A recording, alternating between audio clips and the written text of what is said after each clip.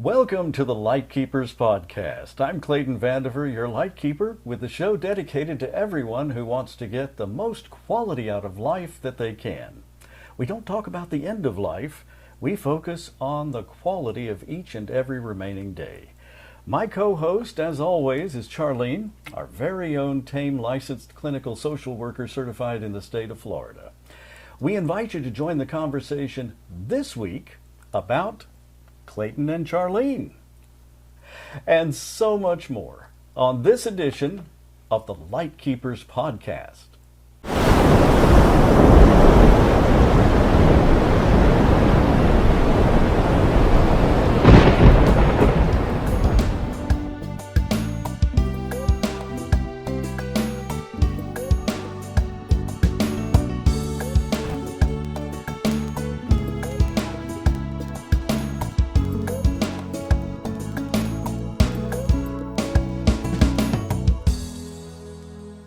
And before we start, I'd like to invite you to please leave your questions or comments below. We always love to hear from our listeners and viewers.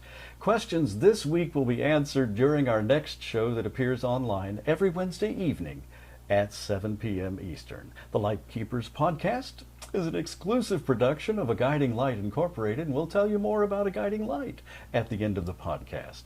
But we don't have much time, so let's get right into this week's conversation.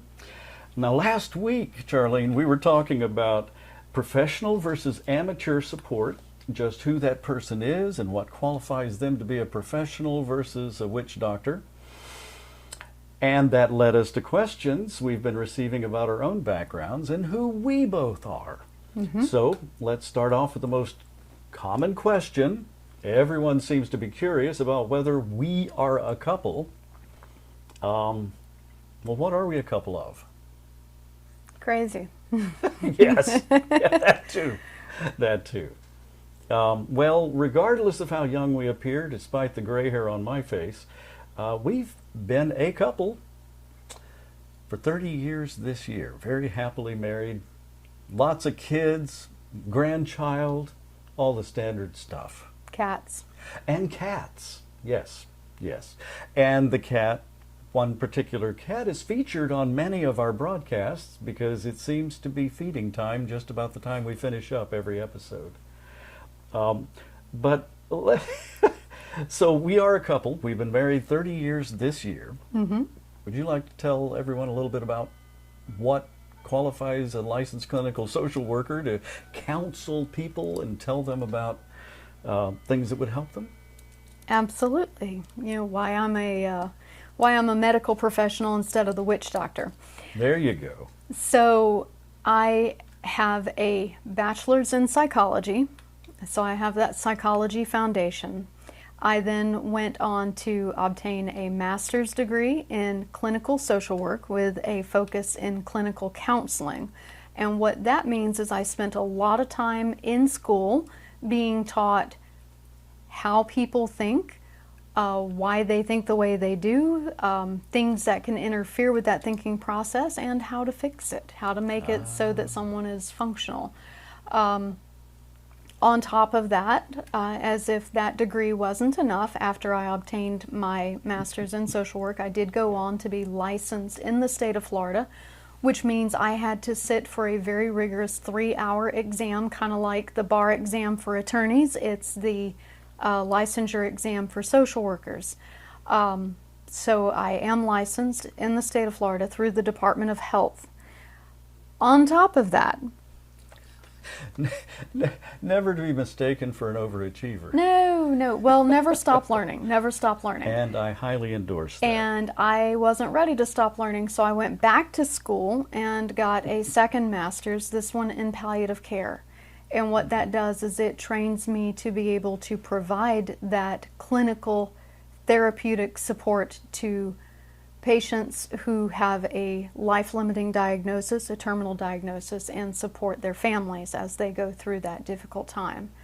So master's in social work, master's in palliative care. I also, on top of all that, have extensive training and certificates in specifically hospice care, That's a very special calling. Not everyone in your field. In fact, I remember when you were going through to get your master's in social work, most of your cohort, most of your colleagues were sort of shaking their heads going, "You're focusing on hospice? Nobody does that." And you were thinking all the while, great, not much competition. I was the only one in my entire class that was going specifically for a hospice track.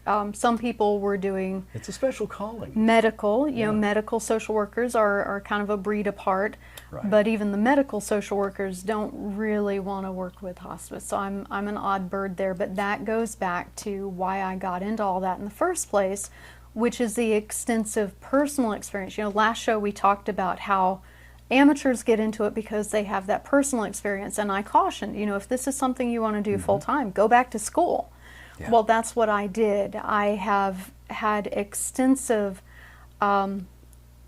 medical illnesses throughout my family. I started losing close family members when I was only in my early 20s, and it's just progressed from there. And so I found out, actually, I want to give credit to my mother's hospice nurse, Clayton, if you're out there, this is all thanks to you.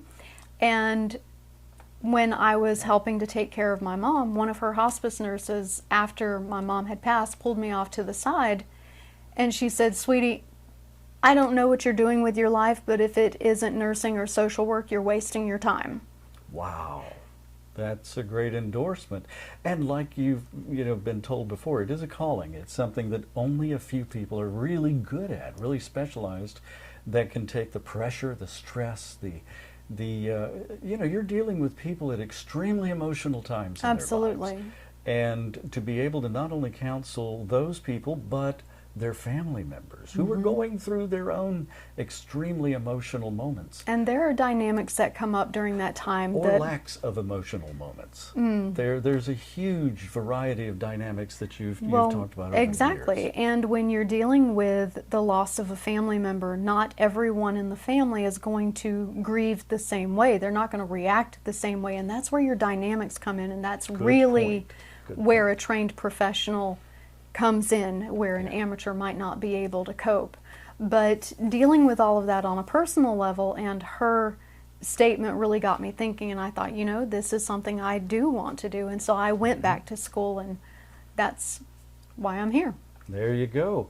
Well, and that qualifies you to not only counsel people, not only know the resources to bring to this program and to our viewers and listeners and help them find resources and know when the professionals are either professionals or witch doctors. Well, and that put me in the professional world where for over a decade now, I've been helping people everything from hospice to palliative care to the ICU to the trauma department. That's my experience. That's where I've been for over a decade now. That's a lot of people going through a lot of things and being guided along the way through your good guidance and good support. And there are a lot of little anecdotes that I'm sure we'll bring to this program as time evolves. And the other side of the coin is, of course, that I'm not qualified to tell people any of those things. Absolutely not. If you think of this show as sort of like Tool Time, or what was Bob Vila's show, This Old House on PBS. So if you look at this show a little bit like that, I'm kind of like Tim Allen. I'm kind of like Bob Vila. I'm the guy who knows how to present, knows how to ask the man on the street questions that you might ask, and doesn't know anything about actually doing the work. Well, Bob Vila does. But if you think about Tim Allen in Tool Time, he knew how to say, hey, Al Borland, tell me, we're going to be painting this now. What kind of paint would you use? And that's exactly who I am. I started my career 45 years ago.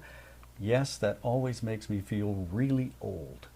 But I started my career 45 years ago in broadcast radio and television in Los Angeles, attending California State University. Now that's where Steven Spielberg and Steve Martin got their starts. And like Spielberg, I then began directing and producing productions, mostly with much smaller budgets than he did. And like Martin, I occasionally tell jokes and play the banjo. But, but after 10 years on the West Coast, I returned to my hometown of Jacksonville, Florida, to help take care of my parents. So I've had a tiny bit of very unprofessional experience in caring for those, who were going through their own life changes. And I wanted to make a career in broadcasting where I could be more involved in every aspect of the productions. In Los Angeles, you get sort of pigeonholed. If you start out as one thing, that's pretty much what you're going to do the rest of your career. But after working on the side with our region's leading television newsroom, I built a production company and produced thousands of television commercials, hundreds of corporate and industrial videos, television shows that aired on BET, INSP, TBN, and Home and Garden Television, HGTV, where I was the voice of American horticulture. Some of you may have heard that, I don't know, back in the 90s. Along the way, I began teaching college classes in media and film, completed my master's in education, my master's in business, and my learning continues, probably to my last breath, because even now I'm finishing a PhD in communication. So, my education will continue, possibly even beyond my last breath. But let me tell you some staggering numbers. 20,000 hours of broadcast radio, 50,000 hours of broadcast television I've been involved in the production of. And that makes me feel very old, but very excited for the next possible step in this great adventure that I'm in. And that's why I love sharing all of the information that you have to bring to our viewers and to our listeners each and every week, just like this. So I've introduced Charlene as a licensed clinical social worker, myself as a professional broadcaster, and she has a lot more letters after her name because of all the qualifications she has. What does that mean for our audience? So what that means for our audience is I know how to give them the guidance and support that they need to get through difficult situations if they have a loved one who has a life-limiting illness or a terminal diagnosis. But I may not know the best ways to get it out there in front of them. You know the best ways to get it out there in front of them, but you can't really provide that guidance and support, at least not ethically or legally. That's correct. But I do know how to get you in front of the camera so that you can get it out there. So together, there you go. Together, just like Tim Allen and Al Borland. I don't think so, Tim. Tim the Toolman Taylor. Well, so you've been a lifelong and very dedicated patient advocate in all of your roles. Where all of you worked? Oh my goodness. Well, as I mentioned, I have worked in hospice, which I feel is my true calling, my true support. That's where I feel most at home, oddly enough.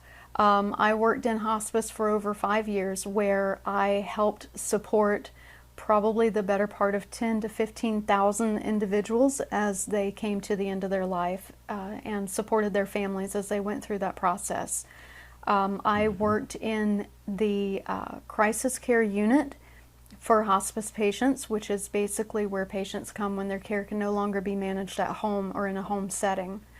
So there I was able to provide support.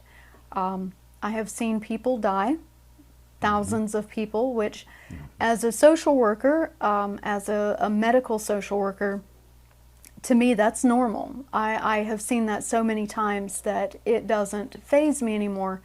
And it was really interesting because when I went to work in the hospital, in the ICU and in the trauma department, the first time one of my fellow social workers actually saw someone die, they didn't know what to do, and it surprised me. I have taken for granted all this time. That was their first experience? Yes, and so I took for granted how little experience people have with that, and that really got me thinking, you know, if another social worker who has the training that I do can be caught off guard with that. That's a good point. Then how earth-shattering must that be for a family member or a loved one who's watching someone go through that? And who it's happening for them for the very first time, and it's someone they actually truly have an investment in. Yeah, it really gave me a change in emotions, perspective. Yeah, it is. And working in the ICU, I got to see firsthand, especially partnering with the trauma department,